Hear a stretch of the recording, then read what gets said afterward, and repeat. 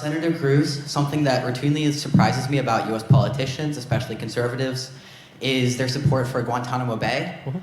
Considering that of the 37 who are still imprisoned there, the vast majority have never been convicted with anything or charged, and 17 are being held indefinitely with no plans for transfer.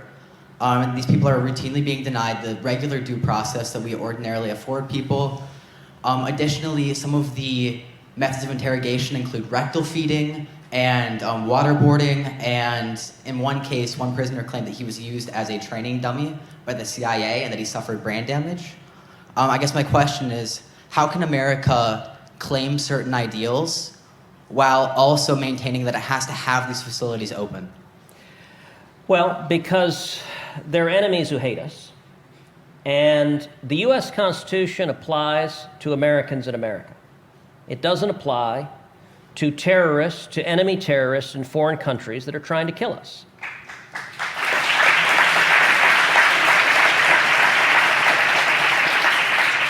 On September 11th, 2001, I still remember where I was. I was in Washington, D.C. We lived less than a mile from the Pentagon. My wife, Heidi, was working at the White House at the time. We lost a very good friend of ours who was in the plane that flew into the Pentagon in the most horrific act of terrorism in United States history. That act of warfare came from an ideology, radical Islamic terrorism that wages jihad in America. And we went and waged war. And you say, well, gosh, we didn't provide due process to them. Well, you know what?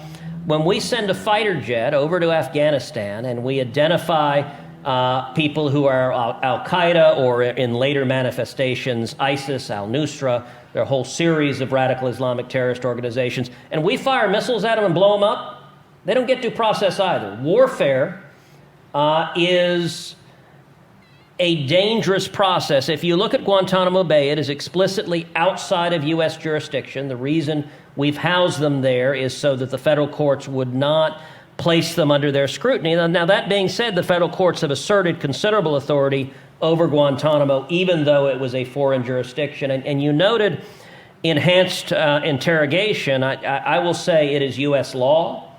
It is U.S. policy now under both Republicans and Democrats that we do not torture people. And so the example you gave of using that individual as a dummy and beating him, if that happened, that was a violation of law, and anyone who did so would be prosecuted. We don't torture them, but we do keep them incapacitated. The people who are there are the very worst of the worst. And if you look at the history of releasing terrorists, Barack Obama released a significant number of terrorists from Guantanamo Bay. Joe Biden released a significant number of terrorists, particularly from Afghanistan, and we release them and they turn around and a large percentage of them come back and attack us again. You remember the guy who blew up and murdered 13 servicemen and women in Afghanistan? That man had been imprisoned at Bagram, and when Biden abandoned the Bagram airfield,